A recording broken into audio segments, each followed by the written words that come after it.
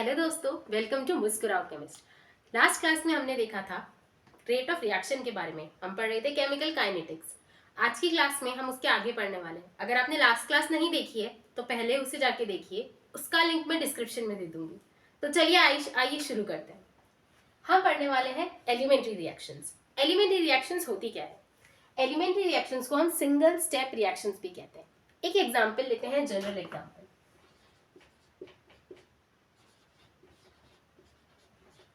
मान लीजिए ये एक एलिमेंट्री रिएक्शन है। यहाँ पे जैसे नाम लिखा हुआ है, ये एक सिंगल स्टेप रिएक्शन है, मतलब ये मल्टीपल स्टेप्स में नहीं हो रही है। हमने रिएक्टेंट लिया ए, हमने रिएक्टेंट लिया बी, और वो तुरंत मिलके प्रोडक्ट बना रहे हैं सी। एक ही स्टेप में रिएक्शन हो रही है। इस रिएक्शन को हम एलिमेंट्री रिएक्शन कहते हैं। अब आप सोचेंगे कि ये नंबर्स मैंने क्यों लिखे? इन नंबर्स को कहा जाता है कोएफिशिएंट। अगर वो रिएक्टेंट के आगे लिख रहे हैं तो हम लिखेंगे कोएफिशिएंट ऑफ रिएक्टेंट। अगर वो प्रोडक्ट के आगे लिखे हुए हैं तो हम बोलेंगे कोएफिशिएंट ऑफ प्रोडक्ट। इनका दूसरा नाम हम मॉलिक्यूलैरिटी के नाम से भी जानेंगे। मॉलिक्यूलैरिटी क्या होती है? मॉलिक्यूलैरिटी बेसिकली कितने मोल्स ऑफ रिएक्टेंट रिएक्ट करने के लिए आ रहे हैं उसे कहते हैं। जैसे कि यहाँ पे 2 मोल्स ऑफ ए आ रहे हैं, 1 मोल ऑफ बी के पास में, क्योंकि कुछ नहीं लिखा हुआ तो हम यहाँ 1 ही मानेंगे। और कितने मोल्स ऑफ सी बना रहे हैं? 4 मोल्स ऑफ सी बना रहे हैं। तो यहाँ पे हमने मोलिकुलरिटी देख ली, क्योंकि मैंने लास्ट क्लास में आपको बोला था रेट हमेशा पर मोल के लिए निकाली जाती है, इसलिए हम यहाँ पे इस तरीके के रिएक्शंस को कंसिडर कर रहे हैं। ओके, तो नेक्स्ट हम पढ़ते हैं कॉम्प्लेक्स रिएक्शंस के बारे में। कॉम्प्लेक्स रिएक्शंस क्या होती है? ये मल्टी स्टेप रिएक्शंस होती है। जैसे मैंने आपको बताया एलिमेंट्री रिएक्शन सिंगल स्टेप होती है, कॉम्प्लेक्स क्या हो गई? जैसे नाम बताया, मल्टी स्टेप रिएक्शन हो गई। एक एग्जांपल के तौर पे समझते हैं, जैसे a प्लस बी सी देता है, c में a वापस जुड़ गया तो d दे रहा है। यहाँ तक समझ आया? इसकी मैंने ओवरऑल रिएक्शन यहाँ पे लिख दी। अब यहाँ एक लाइन लिखी हुई है, rate is considered for the slowest step. अब एक मुझे बात आप बताइए, अगर कोई चीज बहुत ज्यादा फास्ट तरीके से हो रही है तो क्या हम उसकी रेट को स्टडी कर सकते हैं? मुश्किल है ना उसकी रेट को स्टडी करना। इसलिए हम कॉम्प्लेक्स रिएक्शंस के केस में रेट हमेशा स्लोएस्ट स्टेप की स्टडी करते हैं। अगर हमको रेट ऑफ ओवरऑल रिएक्शन भी देनी है तो भी हम रेट ऑफ स्लोएस्ट स्टेप की रेट को बता के हम ओवरऑल रिएक्शन की रेट डिटरमाइन करेंगे। इसके लिए हम स्लोएस्ट स्टेप को क्या बोलेंगे? रेट डिटरमाइनिंग स्टेप, और जिसे हम फ्यूचर में RDS के नाम से बोलेंगे। ओके, यहाँ तक समझ आया? मुझे लगता है यहाँ तक तो कोई दिक्कत नहीं होगी। आगे हम पढ़ेंगे रेट लॉ एक्सप्रेशन के बारे में। रेट लॉ एक्सप्रेशन देखते हैं। रेट लॉ एक्सप्रेशन क्या होता है? इसे हम लॉ ऑफ मास एक्शन भी बोलते हैं। अब मैंने एक रिएक्शन लिखे हैं यहाँ पे, A gives P, और यहाँ पे मैंने कोई भी मॉलिक्यूलरिटी लिख दी, मतलब कितने भी एक n नंबर ऑफ मोल्स आ रहे हैं A के जो बना रहे प्रोडक्ट P। इस पर्टिकुलर केस में हम रेट ऑफ रिएक्शन कैसे लिखेंगे? रेट लॉ एक्सप्रेशन कहता है कि रेट जो है वो डायरेक्टली प्रोपोर्शनल है कंसेंट्रेशन ऑफ रिएक्टेंट की।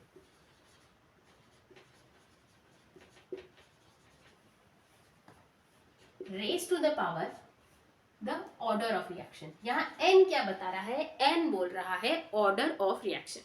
ऑर्डर ऑफ रिएक्शन क्या होता है मैं आपको बताऊंगी, लेकिन अभी तक ये समझ लीजिए rate is directly proportional to concentration of reactant raise to the power the order of reaction. अब मैंने आपको 2 तरीके की रिएक्शन पढ़ाई है। पहली पढ़ाई है मैंने एलिमेंट्री रिएक्शन।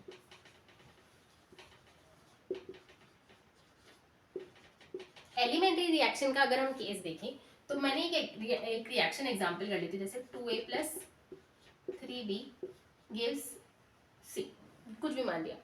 इस पर्टिकुलर केस के लिए एलिमेंट्री रिएक्शन क्योंकि सिंगल स्टेप रिएक्शन है तो हम बोलेंगे कि इसका ऑर्डर भी इन दोनों की एडिशन ही है। अभी देखिए किस तरीके से रेट लॉ एक्सप्रेशन कहता है कि rate is directly proportional to concentration of reactant. इस पर्टिकुलर केस में हम रेट कैसे लिखेंगे? Rate is directly proportional to concentration of A raise to the power n। ठीक है, इस केस में जब हमारे पास केवल सिंगल रिएक्टेंट है तो हम बोलेंगे rate is directly proportional to concentration of A raise to the power n। लेकिन अगर हमारे पास एक से ज्यादा रिएक्टेंट है तो इस केस में हम क्या करें? हम इस केस में directly proportional to product of concentration of reactant कर देंगे। क्या करेंगे? प्रोडक्ट, इन दोनों का multiply, concentration of A into concentration of B raise to the power, यहाँ पे क्या थी? Order of reaction. हम यहाँ पे इनकी मॉलिक्यूलरिटी से इनको रेज पावर कर देंगे। ए का कोफिशिएंट क्या है? 2, तो इसको हमने 2 बना दिया। बी का कोफिशिएंट क्या है? 3, तो यहाँ पे हम पावर के लगा देंगे 3। ये हो गई rate expression for elementary reaction. ध्यान में रखिए rate expression for elementary reaction के केस के अंदर हम यहाँ पे 2 और 3 सिर्फ ये मॉलिक्यूलैरिटी देख के डायरेक्टली डाल रहे हैं। कॉम्प्लेक्स रिएक्शन के केस में ऐसा नहीं होता है, वो भी आगे देखेंगे। यहाँ तक समझ आया? अब अगर मुझे इस प्रोपोर्शनैलिटी सिंबल को हटाना है तो मैं यहाँ पे इक्वल टू लगाऊंगी और क्या लगाऊंगी, कांस्टेंट लगा दूंगी, कोई सा भी के। मैंने ये कांस्टेंट लगा दिया, कांस्टेंट के। इस कांस्टेंट को हम नाम देते हैं रेट कांस्टेंट। ओके, यहाँ तक कोई प्रॉब्लम? मुझे नहीं लगता कोई प्रॉब्लम है। अब अगर मुझे इस पर्टिकुलर रिएक्शंस का ऑर्डर बताना है तो ऑर्डर क्या होगा, क्योंकि मैंने यहाँ पे बोला था ऑर्डर क्या होता है, रेज टू द पावर, इसकी जो भी पावर है वो ऑर्डर है। तो मैं इस पर्टिकुलर केस में ऑर्डर क्या बताऊंगी, ओवरऑल ऑर्डर जो होगा, पहले तो मैं बोलूंगी order with respect to reactant A. अगर मुझे ऑर्डर बताना है with respect to reactant A तो मैं क्या बोलूंगी, इसका ऑर्डर क्या है, 2। Similarly order with respect to reactant B, मैं बोलूंगी इसका ऑर्डर क्या है, 3। लेकिन अगर मुझे ओवरऑल ऑर्डर बताना है रिएक्शन का तो ऑर्डर क्या ओवरऑल ऑर्डर क्या हो जाएगा, दोनों का एडिशन, 2 + 3 = 5। ये क्या हो गया हमारा ओवरऑल ऑर्डर। बन गई ना बात, वही सेम टू सेम। हमने बोला था raise to the power the order of reaction, यहाँ पे भी रेज टू द पावर क्या हो गई, ऑर्डर ऑफ रिएक्शन हो गई।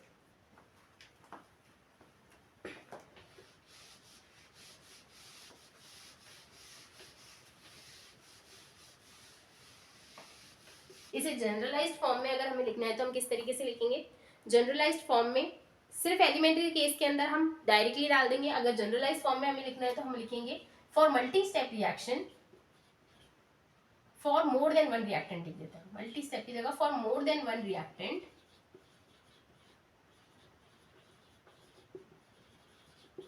rate of reaction is directly proportional to concentration। जैसे हमने कोई भी रिएक्टेंट ले लिया, यही वाली रिएक्शन ले लेते हैं, यहाँ पे एक जनरल फॉर्म में लेते हैं एल, ए और बी लिख देते हैं यहाँ पे, ये P. Rate is directly proportional to concentration of A raise to the power A into concentration of B raise to the power B, where sum of A and B, sum of A plus B gives the overall order। कोई दिक्कत? मुझे लगता है इसमें कोई दिक्कत है क्योंकि बहुत इजी सी चीज है ये, और नहीं भी है तो मुस्कुराओ केमिस्ट तो है ही आपको समझाने के लिए। यहां तक समझ आया? ओके, आगे बढ़ते हैं।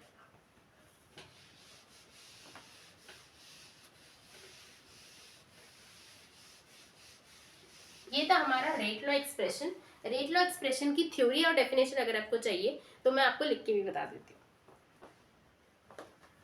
ओके, तो मैंने ये रिएक्शन आपके सामने, पूरा थ्योरी आपके सामने लिख दिया है। वो थ्योरी ये कहती है कि rate of reaction is directly proportional to the product of concentration of reactant. या प्रोडक्ट का मतलब प्रोडक्ट मत मान लेना, प्रोडक्ट मतलब मल्टीप्लीकेशन है, या मतलब प्रोडक्ट का मल्टीप्लायर, ठीक है। रेज टू द पावर का क्या, raised to the power the sum of which is called overall order of reaction। the sum of which is overall order of reaction का मतलब ये हुआ, जैसे मैंने एक रिएक्शन ली भी A plus B, मतलब B यहाँ पे कोफिशिएंट है, ये कोफिशिएंट है, gives product P। रेट क्या हो गई, रेट इज इक्वल्स टू के। मैंने पहले ही बताया था प्रोपोर्शनलिटी साइन हटा दो, के कांस्टेंट, रेट कांस्टेंट लिया, के को हम बोलेंगे रेट कांस्टेंट। इसे स्मॉल के से डिनोट किया जाता है। Concentration of A to the power x, concentration of B to the power y. अब आप ये बोलेंगे कि कंसेंट्रेशन ऑफ ए की पावर ए क्यों नहीं रखी, बी की पावर बी क्यों नहीं रखी, आपने एक्स और वाई क्यों रख दी। ये कंफ्यूजन तो दिमाग में आया ही होगा। इस कंफ्यूजन को क्लियर करने के लिए मैं आपको एक लाइन बोल देती हूँ।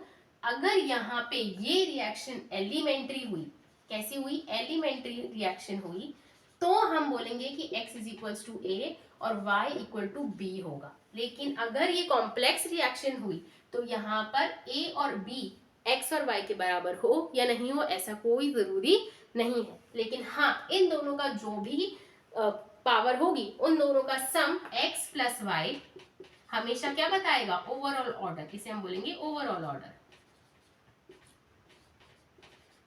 Overall order of reaction. समझ गए? इतना मुझे नहीं लगता अब इसके आगे कोई प्रॉब्लम आएगी। सिंपल सोबर तरीका है। मैं थोड़ी सी देर साइड में हो जाती हूँ ताकि आप इस चीज को नोट कर लो। ओके, मुझे लगता है आपने नोट कर भी ली होगी।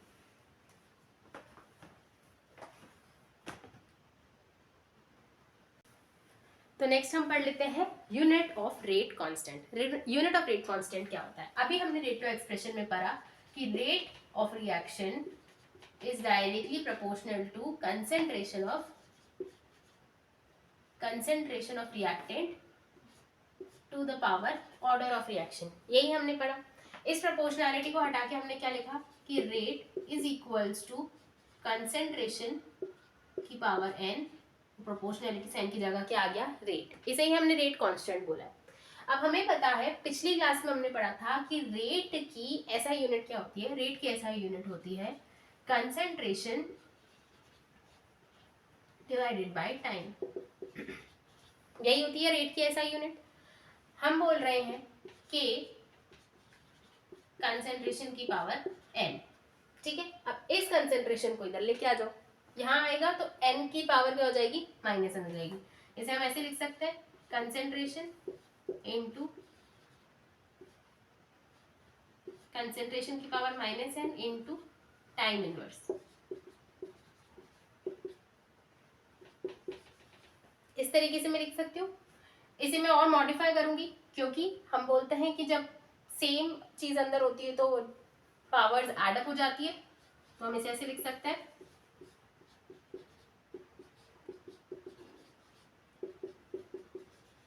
ये आ गई हमारी रेट कांस्टेंट की SI यूनिट। इसे हम और मॉडिफाइड तरीके से, बहुत सिंप्लीफाइड तरीके से किस तरीके से लिखेंगे? इसे हम इस तरीके से लिखेंगे, कंसेंट्रेशन की जगह हम लिख देंगे, हमको पता है कंसेंट्रेशन क्या होती है? मोल पर लीटर। ये कंसेंट्रेशन होती है, कंसेंट्रेशन की जगह हम मोल पर लीटर लिख देते हैं, और टाइम की जगह हम लिख देते हैं, जो टाइम का ऐसा यूनिट होता है, सेकेंड। मोल पर लीटर की पावर 1 - n, यहां से स्टार्ट कर रही हूँ, ठीक है, into second inverse is equals to K, ठीक है। इसके बाद पावर्स को अंदर मल्टीप्लाई करो, मोल की पावर क्या हो जाएगी? 1 - n, और लीटर की पावर क्या हो जाएगी? Minus of 1 - n second inverse के। और सॉल्व करेंगे इसे,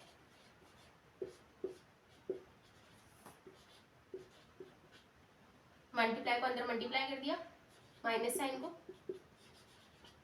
ये हमारी हो गई रेट कांस्टेंट की SI यूनिट, मोल की power 1 - n, where n is, लिख लीजिएगा, n is overall order of reaction.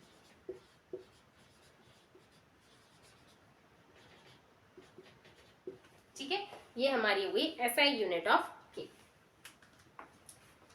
बहुत ही आसान है, अगर कभी एग्जाम में भूल भी जाओ तो डायरेक्टली निकाल लोगे डेरिवेशन करके, इतना कोई लफड़ा वाला बात नहीं है। और दूसरी चीज ये कि आपको सिंपल ये वाली चीज अगर आप याद रखोगे तो अगर यहाँ पे कंसेंट्रेशन कुछ भी दे रखी होगी, आप डायरेक्टली यहाँ पुट करके इसे यहाँ तक पहुंचा सकते हो इजीली।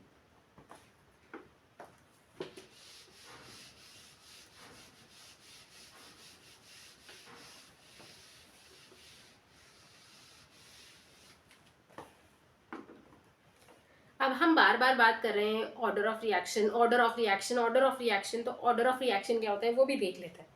देखिए,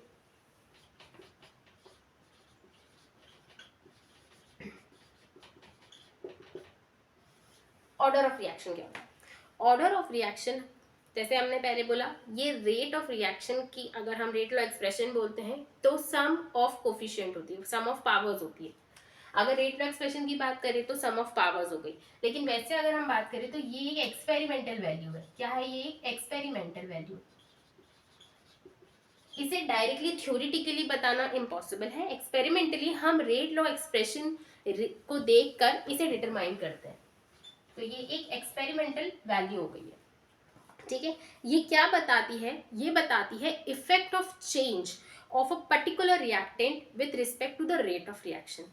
मतलब ये बताती है कि एक रिएक्टेंट, फॉर एग्जांपल मैंने आपको बोला Na गिव्स P। अब यहाँ पे अगर ये एलिमेंट्री रिएक्शन है, अगर ये रिएक्शन एलिमेंट्री रिएक्शन है तो यहाँ N क्या हो गई?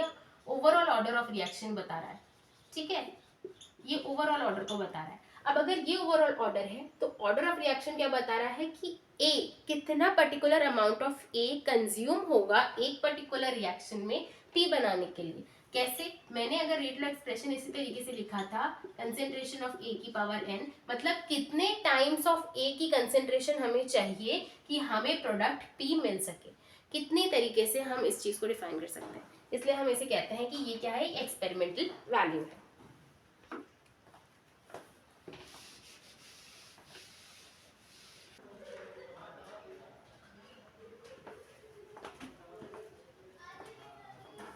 तो अब हम देख लेते हैं ऑर्डर ऑफ रिएक्शन और मॉलिक्यूलरिटी के बीच का डिफरेंस। ऑर्डर ऑफ रिएक्शन क्या होती है? It is sum of powers of reactant concentration in experimentally determined rate law expression, ये हमने पहले ही देख लिया था। और वहीं मॉलिक्यूलरिटी क्या होती है कि कितने नंबर ऑफ रिएक्टेंट स्पीशीज आ रहे हैं किसी एलिमेंट्री स्टेप के अंदर रिएक्ट करने। ये ऑर्डर ऑफ रिएक्शन जो होती है वो एक्सपेरिमेंटल वैल्यू है, वही मॉलिक्यूलरिटी एक थ्योरेटिकल वैल्यू है। ऑर्डर ऑफ रिएक्शन जो है वो फ्रैक्शनल भी हो सकती है, जीरो भी हो सकती है और होल नंबर भी हो सकती है, लेकिन मॉलिक्यूलरिटी कभी फ्रैक्शनल और जीरो नहीं होगी, वो हमेशा क्या होगी, एक होल नंबर रहेगी। It is always present in whole number. अगर मैं मॉलिक्यूलरिटी की बात करूं तो ये कोई भी मैकेनिज्म ऑफ रिएक्शन नहीं बता सकती, वहीं ऑर्डर ऑफ रिएक्शन आपको मैकेनिज्म भी बता देगी। रेट ऑफ रिएक्शन की अगर हम बात करें सॉरी अगर हम टेम्परेचर और प्रेशर की बात करें कि अगर हम टेम्परेचर और प्रेशर बढ़ा दें या घटा दें तो क्या मॉलिक्यूलरिटी में चेंज आएगा? नहीं भाई, मॉलिक्यूलरिटी में कोई चेंज नहीं आएगा, क्योंकि मॉलिक्यूलरिटी सिर्फ और सिर्फ नंबर ऑफ रिएक्टेंट स्पीशीज किसी नंबर पे डिपेंड करती है, तो नंबर कभी चेंज नहीं होगा। वही क्योंकि ये एक्सपेरिमेंटली डिटरमाइंड क्वांटिटी है ऑर्डर ऑफ रिएक्शन, तो टेम्परेचर और प्रेशर चेंज करने पे ऑर्डर ऑफ रिएक्शन में भी चेंज आ सकता है।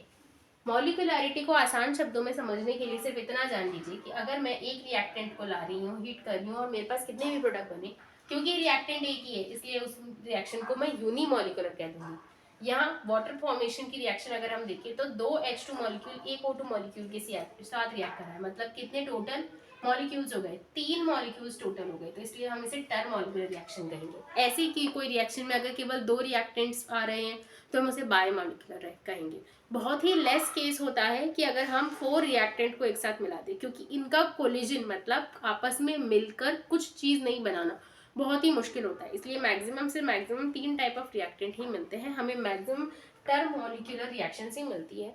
4 टाइप्स ऑफ जो हम बोलते हैं क्वार्टर मॉलिक्यूलर रिएक्शन वो बहुत ज़्यादा कम मिलती है। आज के लिए सिर्फ इतना ही, अगले वीडियो में देखते हैं इसके आगे के topics. Thank you, bye bye. आसानी से पढ़ने के लिए यही चैनल बेस्ट है। Bye bye. अगर वीडियो अच्छी लगी हो तो लाइक करना।